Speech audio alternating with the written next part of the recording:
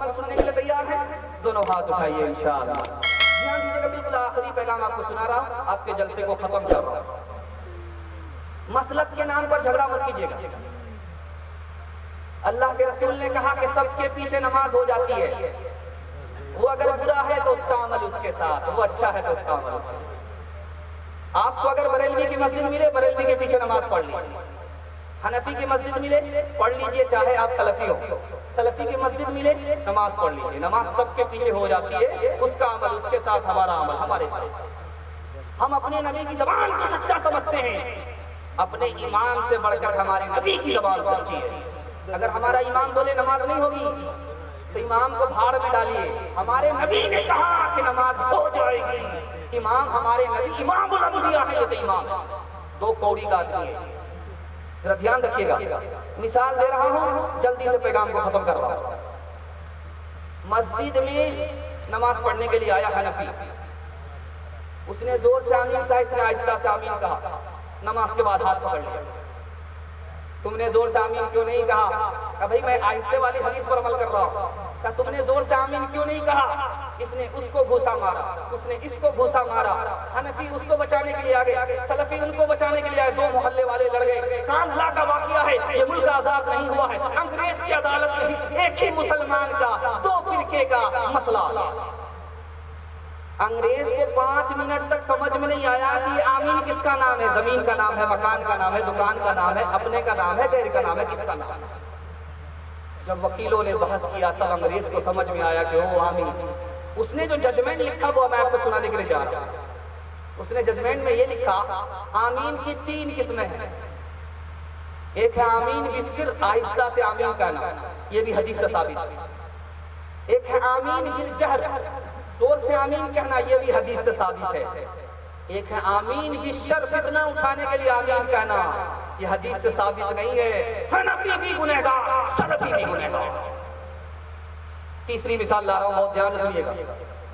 नवाब सिद्दीक हसन खान साहब रहमतुल्लाह अलैह, अल्लाह को प्यारे हो गए। मगरिब की नमाज थी, उनका बेटा आया नमाज पढ़ने के लिए। एक सलफी जो है जोर से आमीन बोला कि ऐसा लगा कि मस्जिद फट जाए, कान फट जाए। नमाज के बाद कहा कि भाई तुमने इतना जोर से आमीन क्यों कहा?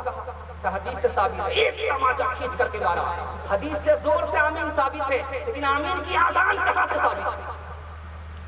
तीसरी मिसाल ला रहा हूं, बहुत ध्यान से सुनिएगा। आप जब बरेलवी की मस्जिद में जाएंगे तो आप देखेंगे वो लोग इकामती सलाह पर खड़े होते हैं।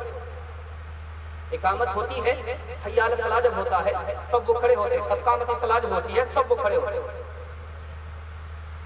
हदीस 3 तरह की आ रही है। अबू हुरैरा रज़ी अल्लाह अन्हु की हदीस में है कि पहले खड़े हो जाओ, सबको मुकम्मल करो, बाद में तकबीर हो। दूसरी हदीस है अबू कतादा रज़ी अल्लाह अन्हु की हदीस है, जब तक मुझे ना देखो खड़े ना हो। तीसरी हदीस है अबू मूसा अशअरी रज़ी अल्लाह अन्हु की हदीस है, जब इमाम इकामती सलाह बोले तो खड़े हो जाओ, जब इमाम हय्या अला सलाह बोले तो खड़े हो जाओ। अगर पहले ही से सब मुकम्मल है तब हय्या अला सलाह पर खड़े हो जाइए, अगर पहले से सब मुकम्मल नहीं है तो पहले से खड़े हो जाइए। इस हदीस पर भी अमल हो जाए, उस हदीस पर भी अमल हो जाए। चौथा नमूना ला रहा हूं, बहुत ध्यान से सुनिएगा। शिया का मुनाजरा हो गया मुल्ला दो प्याजा, कहा कि इशारे में मुनाजरा होगा, मुंह से बोल करके नहीं, इशारे में मुनाजरा चलेगा। तो शिया कहता है एक उंगली दिखाता, मुल्ला दो प्याजा ने 2 उंगली दिखाई। शिया ने 5 उंगली दिखाई, मुल्ला दो प्याजा ने मुक्का दिखाया। उसने अंडा दिखाया, इसने प्याज दिखाया, मुनाजरा खत्म हो। अब मजमा को समझ में नहीं आया कि भाई ये क्या हुआ, ये गुम तराबी क्या हुई। शिया से पूछा जा रहा, भाई तुमने 1 उंगली दिखाई, उसने 2 उंगली दिखाई, तुमने 5 उंगली दिखाई, उसने मुक्का दिखाया, तुमने अंडा दिखाया, उसने प्याज दिखाया, मतलब क्या हुआ? कहा मैं हार गया, वो जीत गया। कहा कि वो कैसे?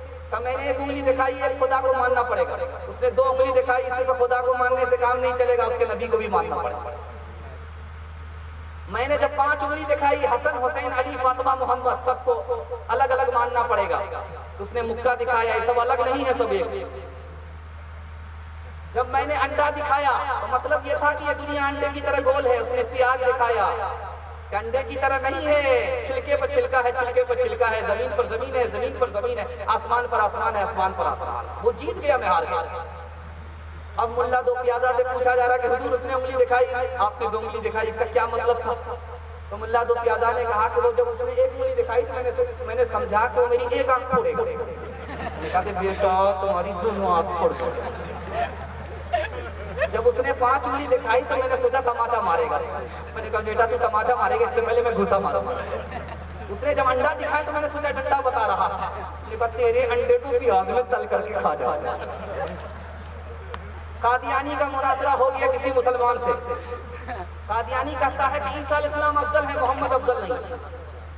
कहा कि उल्लू का पट्टा, भैंस का अंडा, केले का छिलका, ऐसा कैसे कह रहा है कि मोहम्मद अफजल नहीं है, ईसा अलैहिस्सलाम अफजल है? उसकी दलील देखिए, कादियानी क्या कहता है कि ईसा अलैहिस्सलाम आसमान पर है और नबी सल्लल्लाहु अलैहि वसल्लम जमीन के नीचे हैं। जो नीचे होता है वो अफजल नहीं होता, जो ऊपर होता है वो अफजल होता है।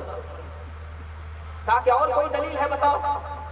कहा कि ईसा अलैहिस्सलाम की माँ का नाम कुरान में आया, मोहम्मद की माँ का नाम कुरान में आया। तो कितना प्यारा जवाब दिया है मौलाना असदुल्लाह साहब रहमतुल्लाह अलैह ने जवाब दिया। ये बताओ, जब मुसलमान मरता है तो कहाँ हो जाता है? वो कब्र में जाता है। और जब कुत्ता मरता है तो ऊपर रहता है, जब सूअर मरता है तो ऊपर रहता है। अब बताओ कि मुसलमान से अफजल कुत्ता है या कुत्ता से अफजल मुसलमान है?